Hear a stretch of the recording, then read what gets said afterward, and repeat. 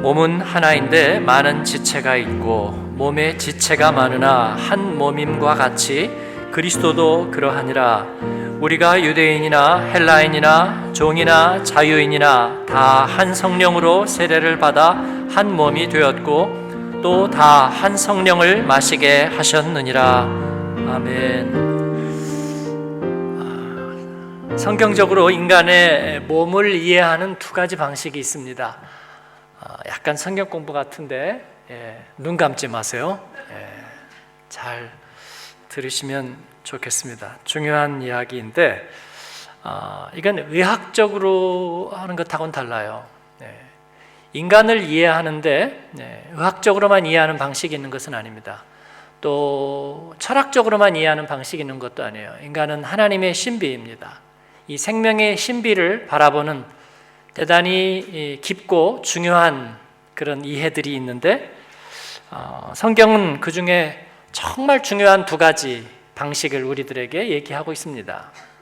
첫 번째는 뭐냐면 영혼육으로 인간을 이해하는 방식입니다.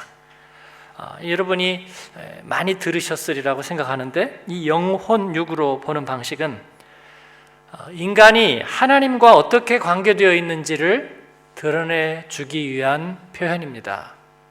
하나님과 어떻게 우리가 관계되어 있는지 이를 영혼육으로 표현하고 있습니다. 그 다음 둘째 인간을 이해하는 방식은 바로 오늘 본문에 있는 이야기 머리와 몸의 관계로 보는 방식입니다. 이것은 생명이 어떻게 작동하는지를 드러내주는 표현이라고 볼 수 있습니다. 첫 번째 얘기부터 하죠. 인간의 몸을 이해하는 어떻게 보는 방식이요? 영혼육으로 보는 방식. 영은 이 스피릿이라는 말로 보통 번역해서 쓰는데 영은 하나님과 연결되는 통로를 뜻합니다. 그렇게 이해하는 게 여러분 가장 자연스럽고 편안합니다. 어떤 굉장히 신비적인 오리무중의 뭐를 영이라고 얘기하지 않고 성경의 영은 아까 얘기한 대로 하나님과 어떻게 우리가 관계하는지를 드러내주는 표현으로서 영은 하나님과 연결되는 통로, 즉 전원 연결 스위치 정도로 보면 됩니다. 이번에 오신 선교사님들이 얘기하는데 선교사에게 선교지는 두 가지로 구별된다고 그럽니다. 첫째는 전기가 들어오는 것, 둘째는 전기가 들어오지 않는 것.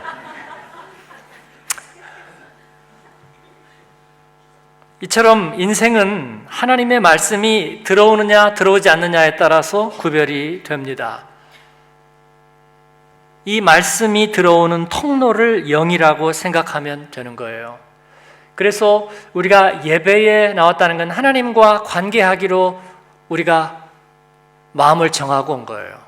여러분 스위치 온 됐는지 확인하세요. 소리 없이 지금 끄신 분 계세요? 오프로? 다시 온으로 돌려주시기 바랍니다. 온으로. 오프로 되면요 통로가 끊어져 버리는 거예요. 가정에서도 대화와 관계가 끊어진 사람들 있죠? 말이 안 통해. 들으려고 하지 않아요. 서로 관심도 없고 애정도 없어요. 그러면 끊어져 버린 거예요. 그럼 관계가 죽은 겁니다. 영은 바로 그런 통로입니다. 그래서 우리가 영이 죽었다 살았다 그런 것은 뭔가 신비한 일이 일어났다 일어나지 않았다 그런 의미가 아니라 하나님과의 관계가 끊어졌다 살아있다 그런 구별이 되는 것입니다. 말씀이 들어오는 통로, 이것이 영이라고 생각하면 좋을 것 같습니다. 혼은 내면 세계입니다. 그렇게 해서 하나님의 말씀이 우리 안에 들어와서 우리의 내면 세계 안에 들어와서 이제 작용을 일으키는 것입니다.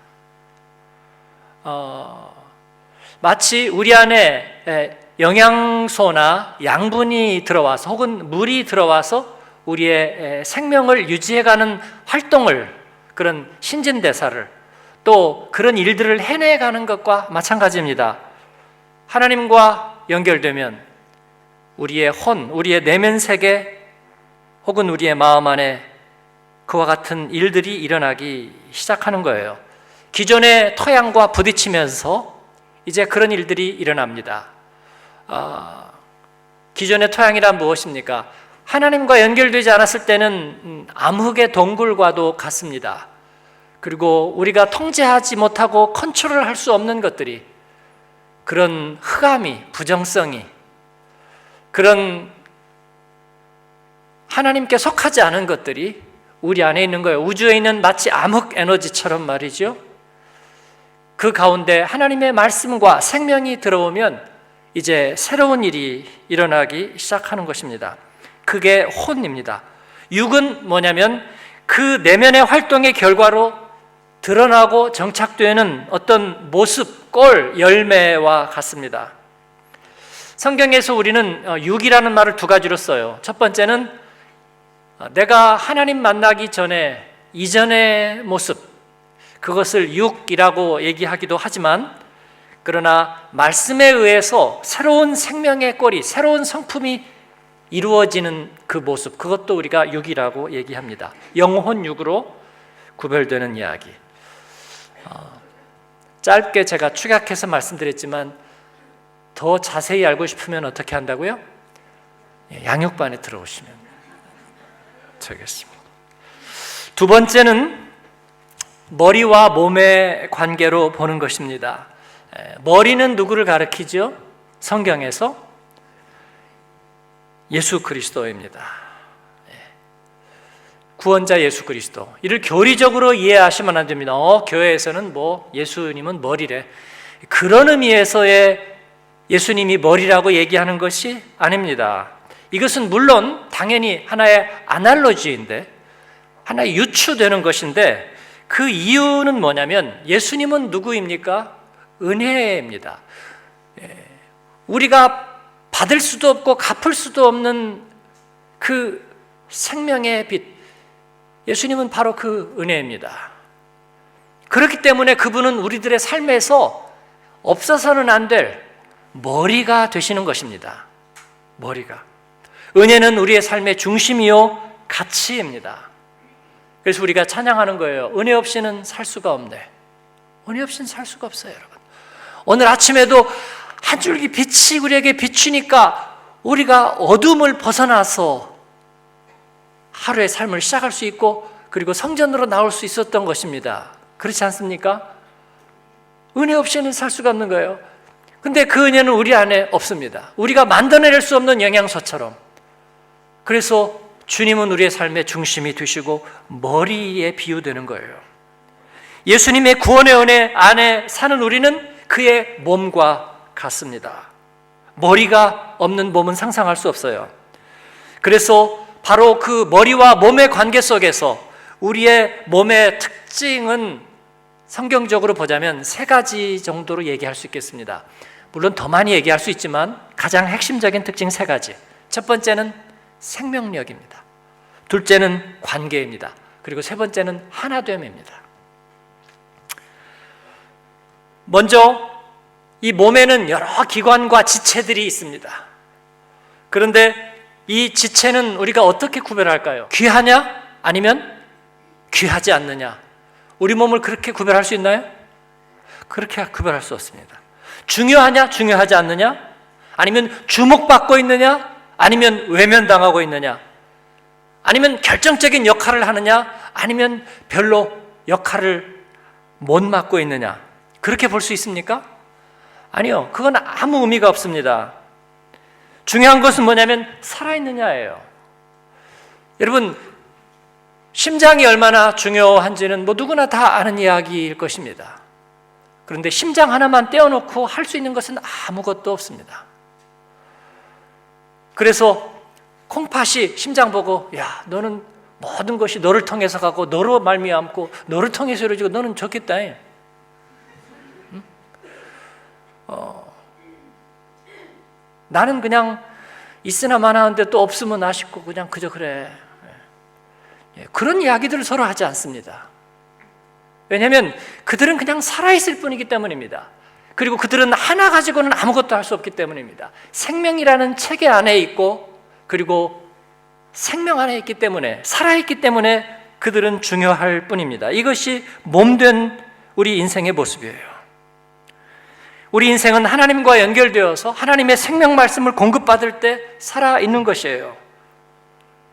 그리고 우리가 어떤 역할을 하든지 또 어떤 지체로 우리가 있든지 우리는 생명 말씀 안에 살아있으면 그리스도의 몸이 되는 줄로 믿습니다. 저와 여러분 모두 이렇게 살아있기를 축원합니다. 생명 말씀이 없으면 우리가 아무리 중요한 역할을 하고 싶어도 우리는 살아있지 못한 거예요. 살아있지 못하면 몸이 아닙니다. 그렇다면 그리스도인 머리와 붙어있지 못한 거예요. 그 다음은 서로 관계되어 있느냐가 중요합니다. 우리 몸은 서로 관계되어 있어요. 서로 연결되어 있습니다. 거기에서 이탈되어 있다면 아마 그거는 암세포가 아닌지 뭔가 병적인 이상 징후가 아닌지 우리가 의심해 봐야 될 겁니다. 건강한 관계, 그리스도의 몸은 그런 거예요. 마지막으로는 서로가 하나가 되어 있는 것입니다. 분리되지 않고 하나 되어 있는 거예요. 그 중에서 우리는 이 하나됨에 대해서 가장 많은 오해가 있는 것 같습니다. 몸의 지체들이 어떻게 서로 하나가 될까? 가정이 어떻게 서로 하나가 될까? 교회가 어떻게 서로 하나가 될까? 그리고 우리 모든 그리스도인들이 어떻게 하나가 될까? 답은 분명합니다. 성경은 그리고 예수님께서는 여기에 대해서 분명하게 얘기해 주셨습니다. 우리가 어떻게 하나가 될까? 자기를 부인함으로입니다. 오늘 말씀에 보면 한 성령으로 세례를 받아 한 몸이 되었고, 세례라는 말은 자기 부인을 말하는 거예요. 한 성령으로 세례를 받아 한 몸이 되었고, 이 말이 무슨 말인지 잘 모르시겠죠. 그래서 메시지 성경에 이 짧은 이야기를 아주 길게 풀었어요. 제가 한번 읽어드릴 테니까. 아직 스위치 안 끄셨죠? 예. 오늘 오후에 여러분에게 어떤 일이 있어도 지금은 스위치를 끄지 마십시오. 한 분이신 그분의 영으로 말미암아 우리 모두는 불완전하고 조각난 우리의 삶에 작별을 거했습니다. 저마다 독립적으로 자기 삶을 책임지던 우리가 이제는 그리스도께서 모든 일에 최종 결정권을 주고 계신 크고 온전한 삶에 참여하게 되었습니다. 아멘. 다시 한번 읽어드려요. 이게 세례의 의미고 자기 부인이라는 뜻입니다. 한 분이신 그분의 영으로 말미암아 우리 모두는 불완전하고 조각난 우리의 삶에 작별을 고했습니다. 저마다 독립적으로 자기 삶을 책임지던 우리가 이제는 그리스도께서 모든 일에 최종 결정권을 주고 계신 크고 온전한 삶에 참여하게 되었습니다. 이것이 자기 부인의 원리예요. 스스로 뭔가를 한다는 의미가 아니라 그냥 스며들어 버리는 것입니다. 자기를 부인한다고 하면 우리는 보통 굉장히 힘든 어떤 자기 수행, 나를 내세우지 않으려고 애를 쓰거나 자기 역할을 굉장히 일부러 축소시키거나 에이 뭐 별로 하는 일 없어요 라고 말하거나 그런 극단적인 자기 통제를 자기 부인이라고 생각하는 경향이 있습니다. 그런데 여러분 이것은 일단 불가능합니다. 왜냐하면 그것을 하는 주체가 나이기 때문에 내가 스스로 나를 부인한다는 이런 자기 모순밖에는 되지 않는 거예요. 그래서 그건 그냥 감추는 겁니다. 지금 자존심 엄청 상하는데 괜찮아 라고 그냥 말하는 거예요. 겉으로 통제하는 데 성공했습니다. 그러나 안에서는 성공하지 못했습니다. 밖에서 성공했기 때문에 안의 데미지는 훨씬 큰 겁니다. 훨씬 큰 거예요. 그리고 그게 무의식 안으로 들어가면 병이 되는 거예요.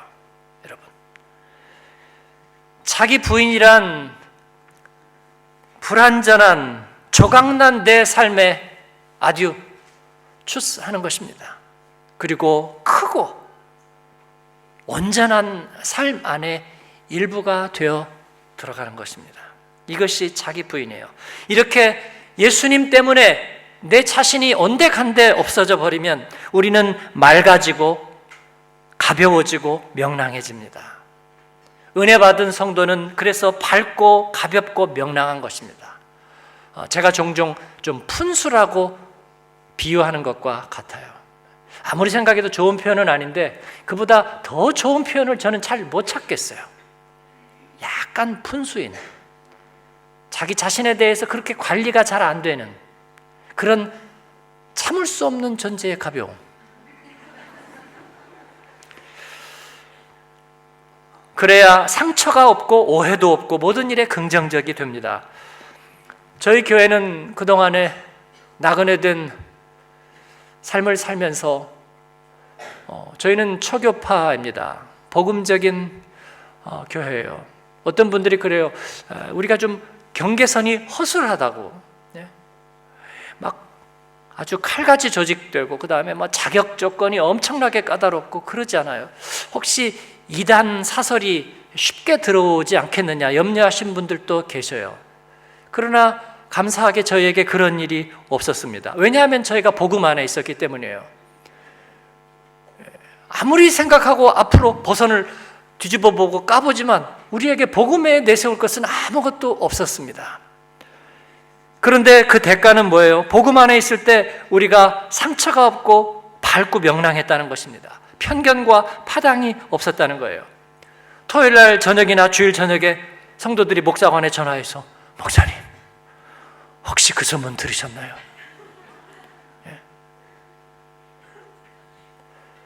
그런 이야기가 없었습니다. 앞으로도 그럴 것입니다. 심리학에 인지치료라는 용어가 있어요. Cognitive Therapy라는 이야기. 그것은 인지 왜곡을 치료하는 요법인데 인지 왜곡은 Cognitive Distortion. 쉽게 얘기하면 우리 안에 어떤 부정적인 사고가 이렇게 발생하는 거예요. 근데 그게 어떤 경험이나 아니면 자기가 가지고 또 배우고 받은 어떤 생각들이 자기도 모르게 어느 순간에 판단이나 생각을 왜곡시켜서 자기도 모르게 떠오르게 하는 것입니다. 이것이 인지적인 왜곡이라고 하는 건데 거기에는 굉장한 많은 유형들이 있습니다. 그런 결론을 내릴 아무런 증거가 없거나 위배되는데도 그런 결론을 내리는 임의적인 추론이라는 인지적 왜곡도 있고요. 그 다음에 어떤 상황에서 부정적인 측면들에만 초점을 맞추는 거예요. 카메라에도 왜 초점 맞추는 기능이 있죠? 초점을 몇 개에다나 맞추느냐에 따라서 해상도가 더 높아지고 많은 사람들이나 그리고 풍경들이 초점이 분명해지는 그런 사진이 되는데 그런 데서 부정적인 측면들에다가 초점을 맞추고 전체 상황을 그래서 부정적인 그림으로 몰고 가는 거예요. 이런 거를 선택적인 추상이라고 그렇게 얘기하기도 합니다.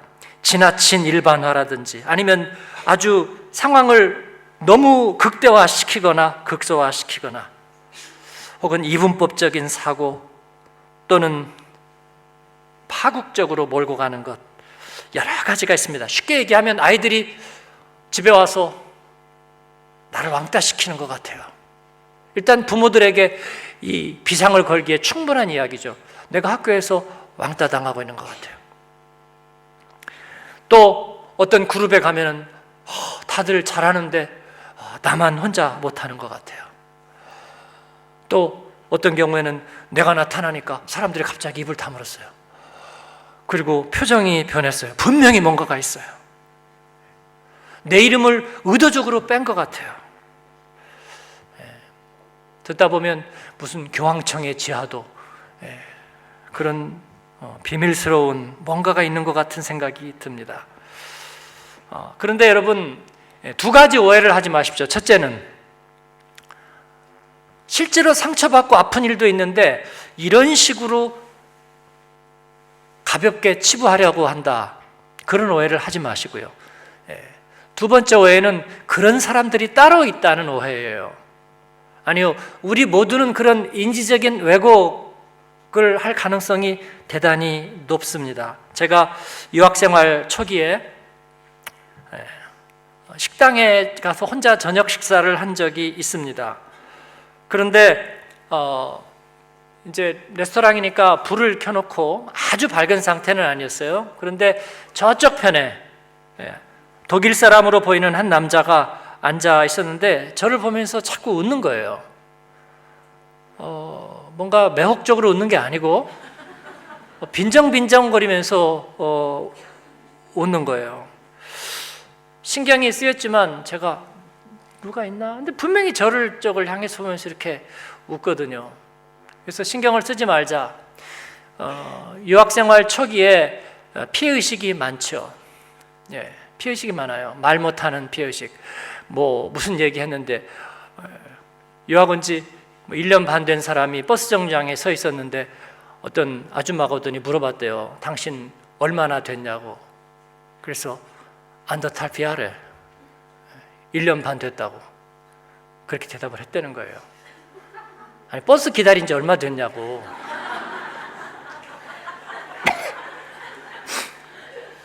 물어봤는데 왜냐면 관공서에 가든지 어디 가든지 말을 잘 못하면요 물어봐요. 당신 독일 온 지 얼마 됐냐고. 제가 안과에 갔는데 3년 되었을 때였어요. 예, 동공 확장을 하고 그 다음에 이 안에 검사를 해야 되는데 퓨필 에어바이터롱이라든지 그 정도 얘기는 제가 알아요. 근데 그보다 약간 전문 용어를 썼는데 제가 못 알아들었어요. 제 생각엔 분명히 그 약 넣어서 이렇게 동공 확장하는 그 얘기를 하는 것 같은데 용어를 못 알아들어서 제가 혹시 설명을 좀 다시 해줄 수 있겠냐 그랬더니 독일 온 지 얼마 됐네요. 저번에. 제가 기어 들어간 소리로 드라이하래.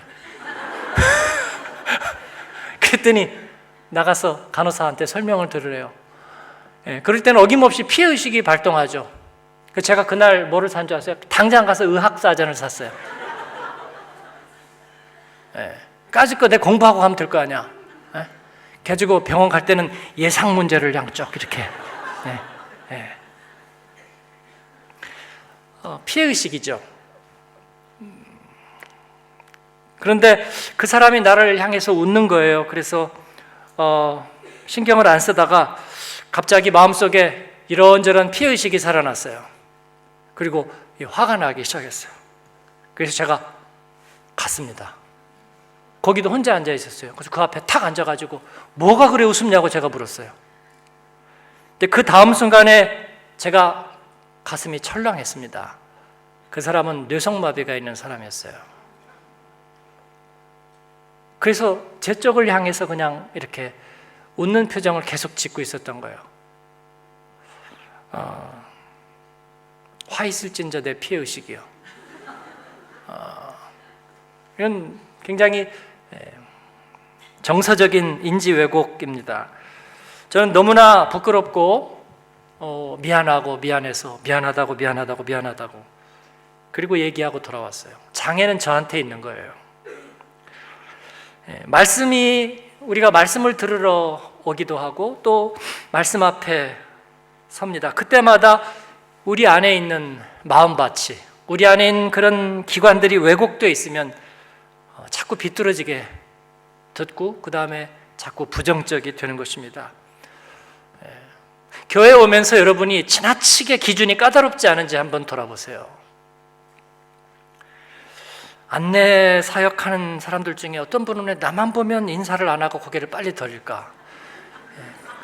그럴 리가 있겠습니까? 나는 꼭 이상하게 그 힘든 자리로 안내하는 것 같더라고. 예?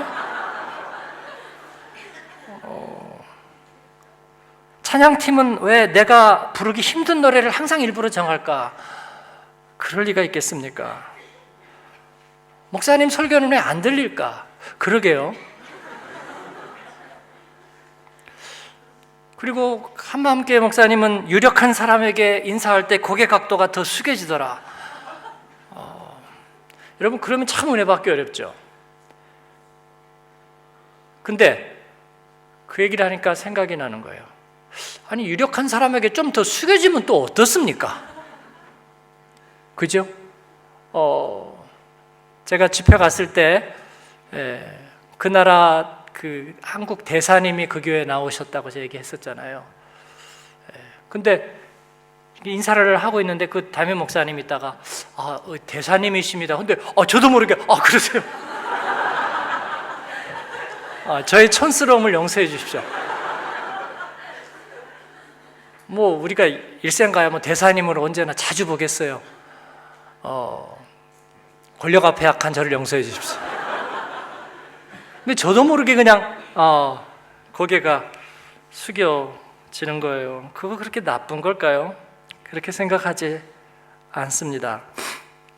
그러나 우리 마음이 이렇게 틀어져 있으면 우리 은혜 받기 어려운 거예요. 영적으로 성장하지 못해요.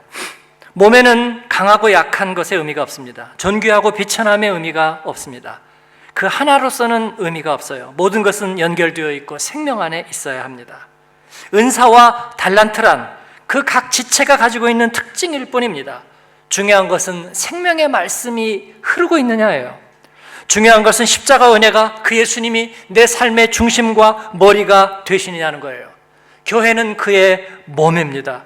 몸 되신 교회를 내가 나를 부인하고 그 안에 스며들어서 함께 지어져 가고 있느냐 하는 것입니다. 그렇게 될 때 어떤 일이 일어납니까? 그리스도는 우리에게 부요함이 되시는 것입니다. 온 지체들이 하나가 되어서 하나의 온전한 생명을 이룰 때 오는 그 시너지 효과, 그 완성도, 그리고 거기에서 발생하는 그 힘, 그리스도는 부요함입니다. 그리스도는 충만입니다. 그런 한 사람 그리스도의 몸을 세우는 것은 얼마나 복되고 아름다운 일인지 모르겠습니다. 그 안에서 우리는 함께 주의 교회로 지어져 가는 것입니다. 이것이 아름답고 존귀한 일이 되는 줄 믿습니다. 말씀을 맺습니다. 우리 같이 한번 읽겠습니다. 그리스도의 몸을 세워라. 가나안은 젖과 꿀이 흐르는 땅으로 알려졌죠. 그러나 보기에 따라 다릅니다. 헤헤이, 저기에서 무슨 젖과 꿀이 흘러? 돌무더기, 황무지가 많은 그런 곳, 바람도 많이 불고 그리고 기후도 그렇게 썩 좋지만은 않은, 정복하고 개간하고 일구어야 할 더군다나 그러한 땅에 들어가는 일이 이스라엘 사람들에게 행복했을 리만은 없습니다. 그러나 하나님의 약속의 말씀에 사로잡힌 이들에게는 이것은 행복한 일이었습니다. 이것은 그들에게는 유일한 일이었습니다.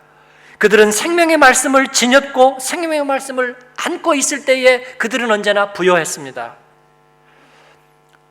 광야 생활을 하면서 그들은 하나님의 말씀을 받았고 그리고 그 말씀과 함께 그들이 그 광야를 행진할 때에 그들은 부요하고 충만했습니다. 이번에 세미나를 하면서도 그런 이야기들을 같이 나눴어요. 새삼스럽게 깨달아진 게 뭐였냐면 이스라엘 사람들이 그 말씀을 품고 있을 때 그들은 부요했고 또 그들은 하나님의 축복 안에 있었다는 것입니다. 그들이 말씀을 지켜낸 것이 아니라 우리가 무슨 말씀을 암송해 드리는 것이 아니라 우리가 말씀을 이해해 드리는 것이 아니라 그 말씀이 우리를 지켜주는 것입니다. 그 말씀 안에 있을 때 말씀이 우리의 울타리가 되는 거예요. 이스라엘 사람들의 축복은 그것이었습니다. 로마서에서 바울 사도는 그렇게 얘기합니다. 유대인의 유익이 무엇인가? 그들이 말씀을 맡았습니다. 그들이 말씀을 맡아갖고만 있는데도 그 말씀이 그들에게 힘이 되는 거예요. 사랑하는 여러분, 우리가 말씀을 지키는 것이 아니라 하나님의 생명 말씀이 우리를 지키는 줄로 믿습니다. 그러므로 우리가 그리스도의 몸이란 성도들이 그냥 교회 예배당에 앉아만 있는 것은 아닙니다. 우리 안에 생명의 말씀이 살아있어야 되겠습니다. 사순절에 우리가 주님과 함께하는 40일, 이제 꽤 지났는데 인생 사순절 나도 맞이하고 싶었어요. 근데 이번에 지나가는 거 보니까 다시 내년에 작정해야 되겠어요. 내년이 돌아오지 않으면 어떡할 겁니까? 여러분, 그런 일은 없습니다. 인생 사순절은 계속됩니다. 우리 옆에 분하고 인사합시다. 인생 사순절 계속됩니다. 내가 뭘 하는 게 아니라 주님이 나를 이끌고 가시는 것이기 때문에 그렇습니다. 생명의 말씀 안에 우리가 깨어 있으면 되는 거예요. 저는 순간순간 말씀을 읽고 묵상하고 그리고 그 말씀 묵상의 기쁨 안에 있는 시간들이 너무나 행복하고 좋습니다. 이번 사순절은 그렇게 보내고 있습니다. 틈만 나면 그 말씀 안에 있는 것. 왜냐하면 그 말씀은 우리를 가만 놔두지 않기 때문입니다. 내 안에서 주의 생명을 불러 일으키고, 그리고 그 안에서 부요함을 누리게 하고, 그리고 그 안에서 충만을 누리게 하는 거예요. 왜냐하면 예수님은 우리 안에서 은혜의 부요함이기 때문입니다. 그분은 생명의 충만함이기 때문입니다. 여러분, 건강 상태가 제일 좋을 때 한번 생각해 보세요. 몸에 막 활력이 넘칠 때, 그럴 때는 막 뛰면은 한 1m 이상 뛸 것 같고, 뭔가 에너지가 막 내 안에서 충이란 느낌 말이죠. 주님의 몸으로 우리가 세워진다는 것은 그런 것입니다. 이 말씀은 우리 안에서 지키기 위한 것이 아니라 흘러나가기 위한 것입니다. 이 말씀은 우리가 제사장의 사명을 가지고 나르게 될 때에 우리의 가정에서 자녀들에게 그 말씀이 흘러가는 거예요. 자녀는 그냥 있어서 자녀가 아니라 그 안에 생명이 있고 말씀으로 세워서 그들이 그리스도의 몸으로 세워질 때 그들은 살아있는 것입니다. 그리고 그들도 역시 부요한 삶을 누리게 될 것입니다. 젖과 꿀이 흐르고 포도와 감람과 무화과 열리는 가나안을 일구어 가는 거예요. 사랑하는 여러분, 저와 여러분이 있는 곳에서 그런 약속의 땅이, 그런 영적인 가나안이, 그런 그리스도의 몸이 세워지기를 축원합니다. 우리에게 그런 가정들이 세워지기를 바랍니다. 말씀들이 각 지체마다 살아있게 되기를 바랍니다. 주일날 예배 한번 드리는 것이 일생의 고민거리가 되지 않기를 바랍니다. 그건 정말 하나님 앞에 당연하고 마땅한 기본 중의 기본이고요. 순간마다 생명의 말씀이 내 안에 살아있어서 그 에너지를 어찌할 바 모르는 충만함과 부요함이 저와 여러분에게 있기를 바랍니다. 우리가 그러한 한 사람을 그리스도의 몸으로 세워서 우리가 다음 세대를 다시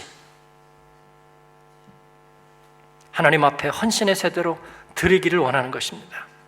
한 생명이 그리스도를 머리로 생명의 말씀을 담아 세워지게 될 때 엄청난 모멘텀이 발생하고 엄청난 에너지가 발생하고 놀라운 축복이 그 가운데서 넘치게 되는 거예요. 저희는 그렇게 그리스도의 몸으로 세워져 가기를 바랍니다. 유럽을 재복음화하고 그리고 대륙과 대륙을 말씀으로 이어서 그 말씀의 전달자가 될 때에 우리의 이름이 복음의 역사에 사도행전에 기록될 것입니다. 우리가 다다음 주에 1:1 양육자 헌신 예배를 드린다고 그래요. 그때 할 얘기 지금 미리 좀 써먹겠습니다. 하나님 앞에 생명을 전한 사람, 이번에 그 짧은 시간에 투어를 이틀을 했는데 저는 성지순례 했기 때문에 다 본 곳이지만 지나가면서 그 안내하는 목사님이 얘기해 줬습니다. 저기가 오스카 신들러의 무덤이 있는 곳입니다. 오스카 신들러, 유대인들을 구해냈던 사람, 그 신들러의 리스트. 그가 마지막에 시계를 보다가 깨닫는 거죠. 이 시계를 줬더라면 또 한 사람을 살릴 수 있을 텐데. 성경의 정신은 바로 그 한 사람입니다. 그리스도의 몸으로 세워져야 될 한 사람. 저와 여러분이 그 한 사람으로 세워진다면, 우리의 교회가 바로 그런 그리스도의 몸으로 세워진다면 주님께서는 이 땅을 부요하게 하실 것이고 새롭게 하실 것이라 믿습니다. 그 은혜가 저와 여러분에게 있기를 축복합니다. 아멘. 기도하겠습니다. 우리 하나님 앞에 말씀을 기억하면서 함께 우리의 마음을 드리는 기도를 했으면 좋겠습니다. 주님, 생명의 말씀이 우리를 부요하게 합니다. 주님, 내가 나를 부인하고 그리스도 안에 있을 때 주님, 나를 그 생명의 말씀을 전달하고 나르는 도구 되게 하심을 감사합니다. 하나님, 우리의 자녀를 주님 생명의 도구 되고 생명의 말씀의 도구 되게 하여 주옵소서. 우리 교회가 복음과 이 생명의 말씀을 흘러나가게 하는 하나님 도도한 물결처럼 되게 하여 주옵소서. 하나님, 우리를 이 땅에 생명기업 되게 하여 주시옵소서. 우리 같이 주님 앞에 기도하겠습니다. 은혜로우신 아버지 하나님 감사합니다. 아버지, 주께서 저희를 사랑하셔서 주님 저희에게 생명 주시고 그 은혜 되신 주님을 우리의 삶의 구주로 아버지 머리로 삼게 하셨고 몸 되신 교회의 머리 되게 하셨습니다. 그러므로 척박한 땅이 변해서 황무지와 광야가 변하여서 그 가운데 강이 흐르고 그 가운데 풀밭이 펼쳐지고 그 가운데 아네모네가 피고 젖과 꿀이 흐르고 포도와 감람과 무화과가 나는 하나님 약속의 땅이 일구어지게 되는 것을 저희가 믿습니다. 그 주의 부요하심, 그 주의 충만하심이 가정마다 주님의 몸 된 교회마다 그리스도의 사람이 서고 그리고 일하는 곳마다 하나님 펼쳐지게 하여 주시고 전하세 예수 하나님 그 생명이 나누어지고 전하여지게 하여 주시옵소서. 아버지 하나님, 우리가 그리스도의 몸으로 하나 되게 하여 주옵소서. 자기를 부인하며 그리스도 안에서 생명 안에 하나 되게 하여 주시옵소서. 하나님 감사합니다. 주님께 영광을, 주님께 찬양을 드립니다. 예수님 이름으로 기도합니다. 아멘.